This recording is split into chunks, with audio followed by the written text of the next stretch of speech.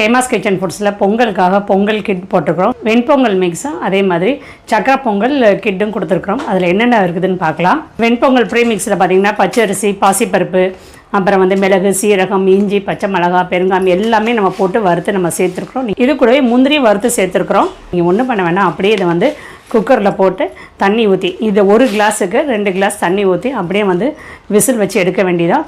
சக்கரை பொங்கல் கிட்டில் பார்த்திங்கன்னா பச்சரிசி, பாசிப்பருப்பு மிக்ஸ் பண்ணி வச்சுருக்கிறோம். இதுக்கு பாகு வெல்லம் தான் வச்சுருக்கிறேன். பாகு வெல்லம் தான் நல்லாயிருக்கும் சக்கரை பொங்கலுக்கு, அதனால் பாகு வெல்லம் தான் வச்சுருக்கிறேன். சக்கரை பொங்கலுக்கு தாளிக்கிறதுக்கு முந்திரி, கிஸ்மிஸ், அப்புறம் ஏலக்காய் இதில் இருக்குது.